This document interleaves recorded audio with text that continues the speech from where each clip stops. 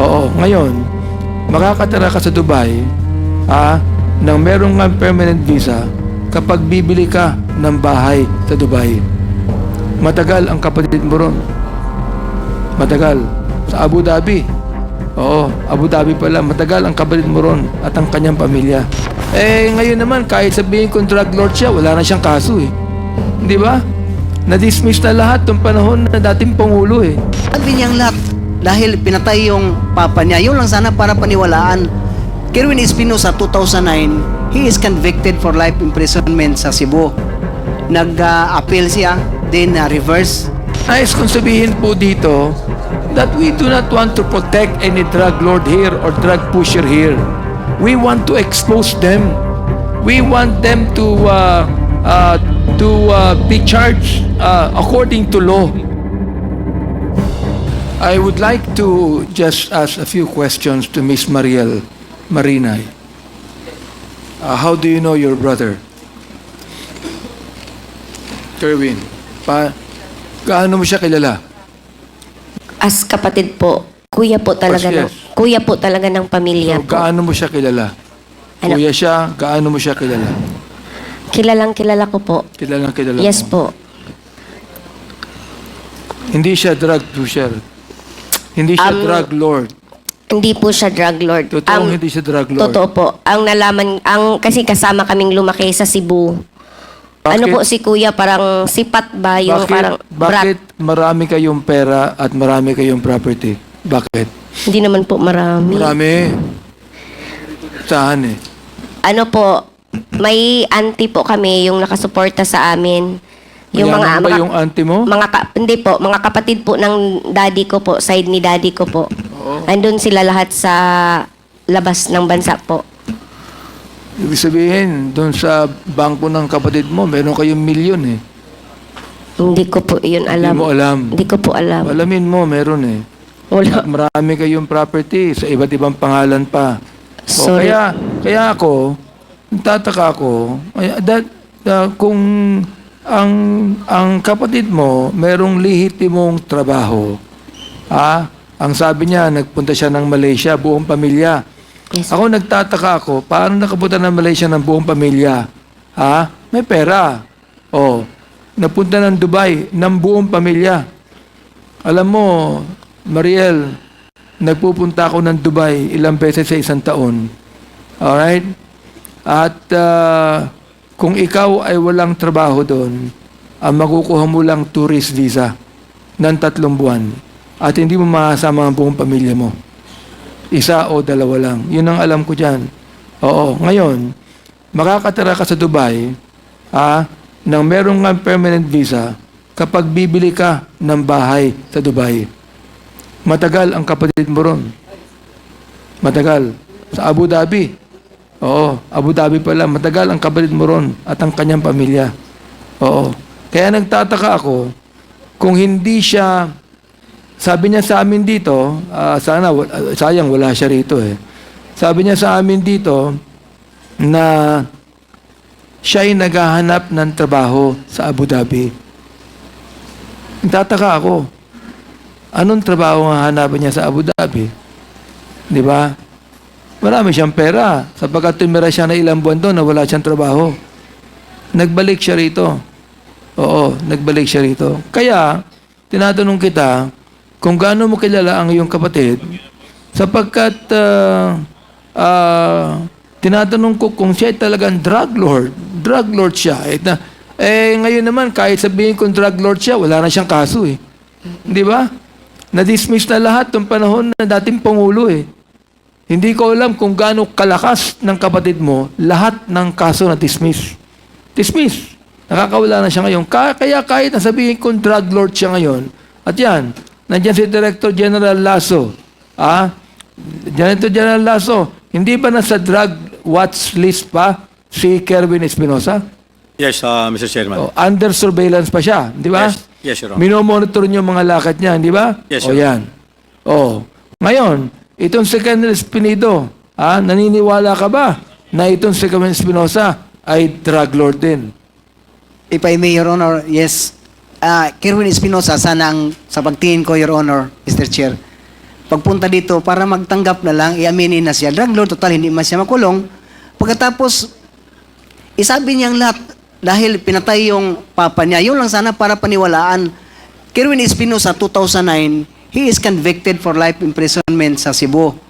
Nag-appeal siya, then reverse ang appeal niya. Hindi ka ba nagtataka, Ken Espinedo, bakit na-reverse yung life imprisonment niya? Because of money, Your Because of Honor. money. Because of money. Oo, nababayaran ng justice. Makita doon kung sino nag-release, nag-reverse. Oo. Ngayon, gusto ko lang sabihin sa lahat, sa mga nanonood nating milyon-milyon mga taong bayan dito, ito pong Quadcom hearing, hindi pinoprotektahan ng drug lord. Dito, ini-expose ang drug lord. Okay? Ayaw namin ng drug dito sa Pilipinas. Ngayon, gusto ko rin sabihin na ako naniniwala ako sa war on drugs. Tama ho ba ako? Tama yung war on drugs. Dapat talaga labanan. Ang hindi ko pinapaniwalaan kung bakit kinakailangan merong patayin na more than 20,000. Tama ba ako, Colonel Espinedo? Oh, tama ba ako, Yes, Colonel Garma? Colonel Garma, tama ba ako? Naniniwala tayo sa war on drugs, di ba? Pero hindi ako naniniwala na more than 20,000 ang kinakailangan patayin. Tama ba ako? Tama, di ba? Oo. Yes, yes, Oh, Mr. Chair. Director General Lasso, tama, correct. Okay, General Torre, tama ho ba ako? Yes, sir.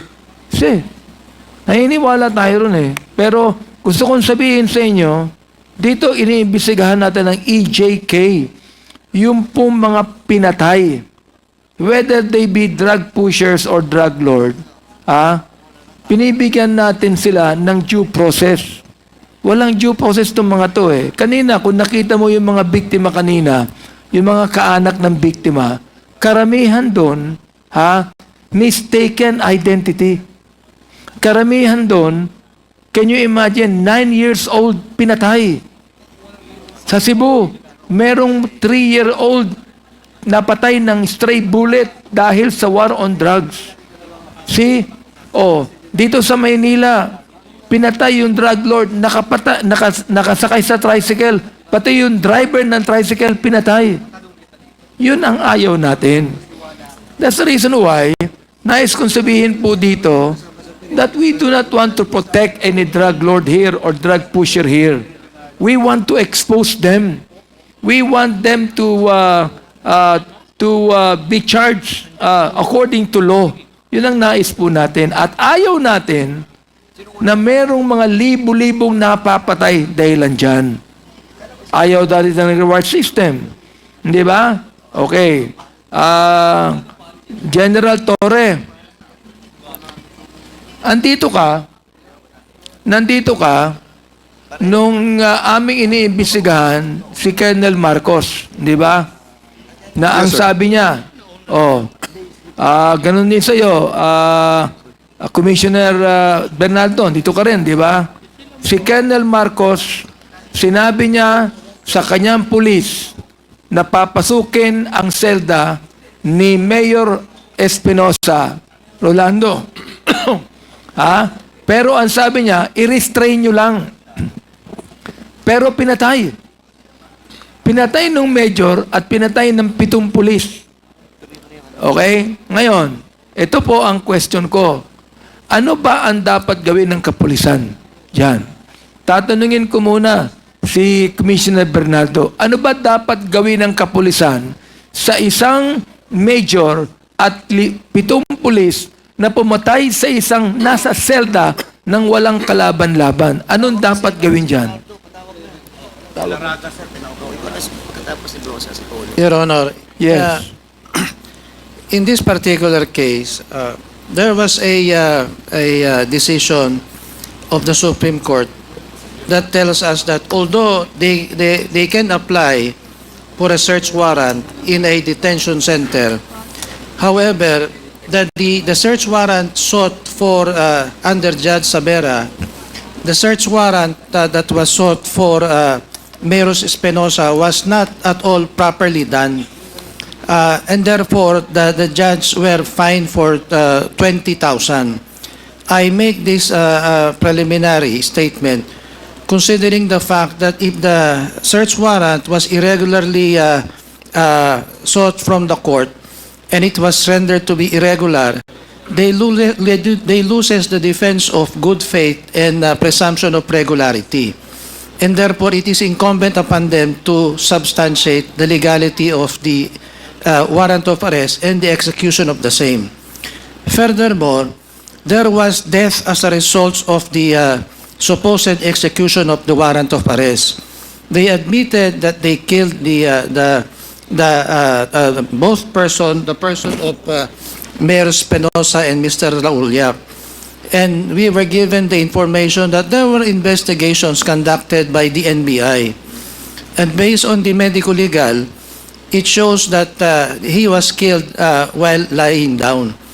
And therefore, it was recommended at the Therefore, Attorney Bernal, anong dapat gawin sa mga pulis? they should be investigated and criminal case should be filed, and administratively, they should be meted the corresponding penalty of Their dismissal. firearms ought to be confiscated. Am I right? Yes, Your Honor. Oh, okay. Yun lang. Ngayon, si General Torre, ano po ang dapat gawin ng Philippine National Police sa mga pulis na yan? I submit to the wisdom of the Commissioner of the NAPOLCOM, sir. I believe that his opinion is 100% correct, sir. Are you going to start an investigation on that, General Torre? Yes, sir. The cold case files were already pulled out, and we are already in the process of re-examining the documents, Okay. sir. Thank you. I hope you will. Now, Mr. Chair, do we have Colonel Leonardo here at this point in time? Yes, may we ask Colonel Leonardo to please sit down. So there is someone who will be asking questions first, then I'll be the one to Sige do po. it.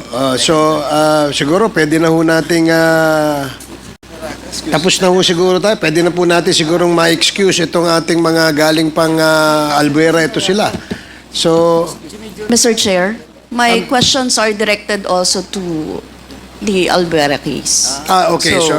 Sorry about that, Congresswoman Brosas. So, Nay, diha lang mo. Total, koto naman talas do sa kadlawon dire, ha? Okay lang? Sige. So, okay, now, Can you kindly translate it? no, I said, dyan lang muna sila kasi hanggang alas 2 tayo ngayon. Mr. Chair, I will give way to Congressman Okay, Bosa. thank you, Congressman Abante. Congresswoman Brosas, you have the floor. You have 10 minutes. Yes, thank you, Mr. Chair. Mr. Chair, ilang mga tanong lang kaugnay sa Albuera case, Mr. Chair. Sino po yung nag-apply ng search warrant sa Albuera?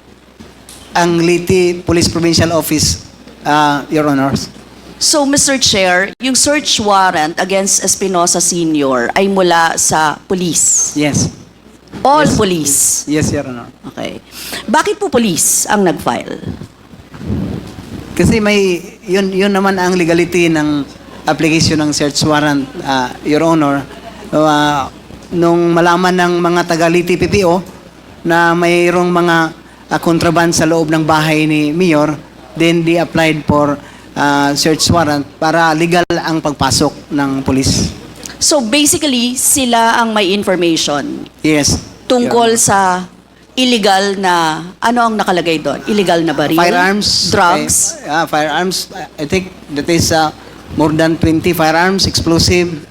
May kuan din, Your Honors. May 11 kilos na shabu sa loob. Ngayon, Mr. Chair, wala bang information yung mga jail guards tungkol sa illegal possession nila? Kasi 'di ba, yung mga jail guards, wala ba kayong alam na merong ganon? At bakit wala?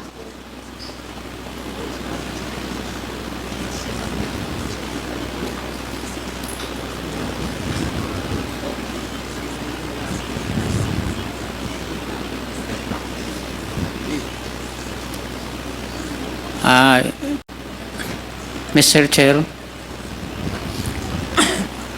wala po kaming na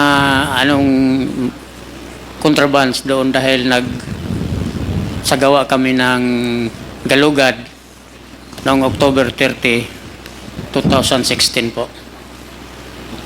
Yes, very basic po yung tanong ko, Mr. Chair. Kasi kung may information, bakit hindi na lang naghalughog? 'Di ba? Di ba may patakaran naman para sa search sa loob ng jail? Sa BJMP manual, di ba may rules tungkol sa Greyhound search? Mr. Chair? Your Honor, sorry. Sa pag-intindi ko, akala ko yung search warrant sa bahay ni Mayor na pinag-usapan dito, ano? Pero yung tanong mo, ma'am, Sa ang sa loob. jail. Yes, sa actual jail, sa actual jail. Nandito man ang nag-represent sa CIDG, ma'am, na sila ang nag-apply ng search warrant, si Major Laraga, makapagsabi. Sorry, ang kanina.